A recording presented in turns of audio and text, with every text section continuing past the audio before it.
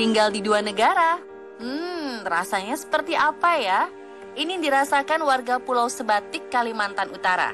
Di sana ada sebuah rumah yang diberi nama Rumah Perbatasan Patok 3. Karena benar-benar berada di dua negara. Ruang tamu dan kamar tidur berada di wilayah Indonesia, sedangkan untuk ruang makan dan dapur berada di Malaysia. Semua itu semakin diperjelas dengan atribut bendera Indonesia dan Malaysia, serta petunjuk arah di pintu perbatasannya. Wah, seru banget ya pemirsa. Dalam waktu beberapa detik, udah bisa pindah negara. Berada di wilayah perbatasan negara, banyak yang penasaran kalau belanja kebutuhan sehari-hari, alat pembayarannya pakai rupiah atau ringgit ya. Ternyata di sana banyak warung yang menyediakan pembayaran menggunakan dua mata uang. Jadi kalau kamu belanja menggunakan rupiah, bisa aja mendapat uang kembalian dalam bentuk ringgit. Selain itu, beberapa warga menggunakan ringgit saat berbelanja karena akses jarak yang lebih dekat berbelanja ke Malaysia. Ini pula yang menyebabkan warga Krayan, Kabupaten Nunukan, Kalimantan Utara jarang menggunakan produk dalam negeri. Salah satu pedagang di sana mengaku banyak mengambil barang-barang termasuk sembako dari Malaysia karena harganya relatif lebih murah. Sedangkan produk-produk Indonesia menjadi mahal dikarenakan pengiriman harus menggunakan jalur udara. Masyarakat Krayan pun berharap agar akses ke sana segera rampung demi mengurangi disparitas harga. Tak cuma di perbatasan Indonesia-Malaysia, kisah haru datang dari keluarga berikut yang berada di perbatasan Indonesia Timor Leste. Dalam video terlihat dua belah pihak terpisah oleh sebuah palang yang membatasi kedua negara.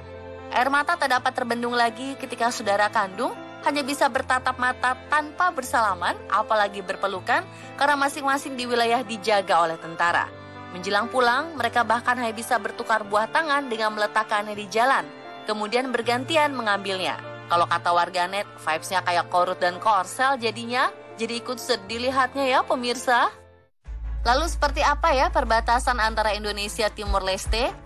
Di pos lintas batas negara Wini, Kabupaten Timor Tengah Utara, Nusa Tenggara Timur, semua fasilitas tampak lengkap.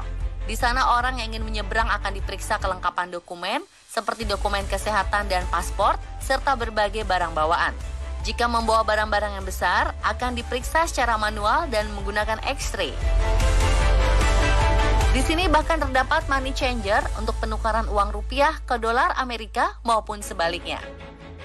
Secara rutin, personil TNI akan melakukan operasi patok, yakni mengecek posisi sesuai dengan koordinat yang ada atau sudah bergeser. Karena ada saja tangan tak bertanggung jawab yang berusaha merusak bahkan menggeser patok. Tak jarang para personil TNI menemukan upaya pengindupan seperti yang terlihat dalam tayangan. Ada sekitar 40 dirigen bahan bakar yang mau dijual ke Timor Leste karena harga jual di sana lebih tinggi.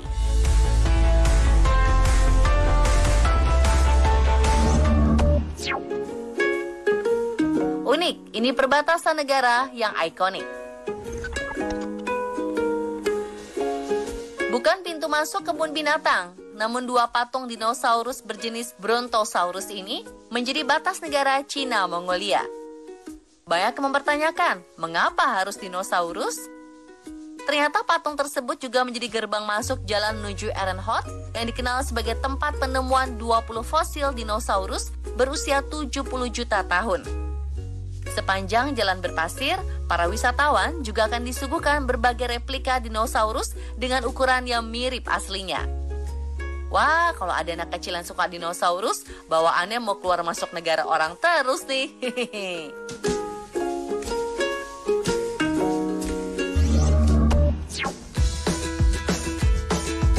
Gak cuma warga di Pulau Sebatik aja merasakan tinggal benar-benar berada di batas negara.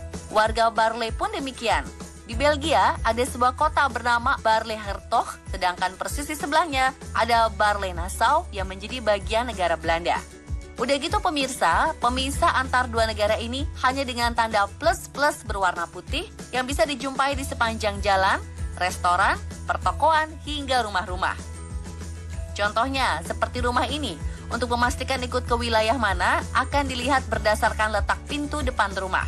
Jadi nggak heran kalau di sana banyak rumah yang memasang bendera depan rumah sebagai penanda batas rumah mereka. Selain itu di sana juga ada 2 layanan pengiriman pos, 2 gereja, 2 perusahaan layanan bus, dan ini nih yang unik. Ada 2 jenis mayo yang dijual di supermarket karena letaknya berada di 2 negara.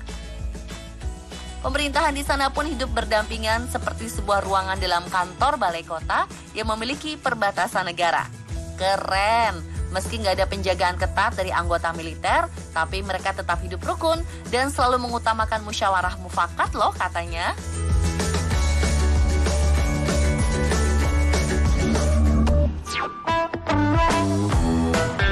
Wah pemirsa, ternyata nggak cuma Belanda dan Belgia aja yang letaknya berdekatan. Ada 1 negara lagi yang bersebelahan hingga ada 1 tugu kecil yang menjadi pembatasnya. 3 Points, atau dikenal juga dengan Valseberg yang berada di Limburg, menjadi pembatas antara Belanda, Belgia, dan Jerman. Coba bayangin aja pemirsa, cuma dengan 1 langkah, kamu bisa berpindah-pindah ke 3 negara. Gak heran kalau banyak wisatawan yang datang ke sini untuk merasakan sensasi pindah negara hanya dalam 1 detik saja. Sekali geser, udah dapat SMS masuk selamat datang di Belgia, Jerman, dan Belanda. Gak cuma Tugu Valseberg aja yang jadi daya tarik, di sana ada pulau Menara King Baudouin yang bisa dinaiki untuk melihat pemandangan sekitar dari ketinggian 322,7 meter di atas permukaan laut. Nah, kalau kamu mau ke sini juga, disarankan berangkat dari Belanda ya, agar bisa ditempuh menggunakan bus dari kota Aachen ke Vals.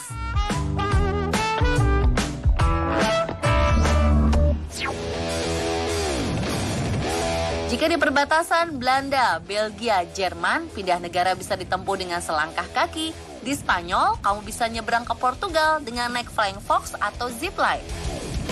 Limit Zero dibuka untuk para wisatawan yang ingin merasakan sensasi meluncur dari ketinggian 15 meter dengan jarak tempuh 720 meter untuk sampai ke Alcochim di Algarve, Portugal. Seorang YouTuber bernama Tom Scott mencoba pengalaman melintasi 2 negara hanya dalam waktu kurang dari 3 menit. Coba kita perhatikan jam yang ada di pojok kiri bawah ya. Saat melintas dari Spanyol, waktu menunjukkan 16:12 menit. Dan ketika melewati sungai Guadiana yang hampir sampai ke tujuan, waktu berubah menjadi 15:13 menit yang menandakan perbedaan waktu 1 jam antara Spanyol dan Portugal. Wah, seru juga ya pemirsa. Untuk menaiki wahana ini, pengunjung harus berusia minimal 14 tahun dengan berat badan 25 hingga 110 kg. Tapi kalau mau naik ini nggak bisa sambil bawa-bawa koper ya.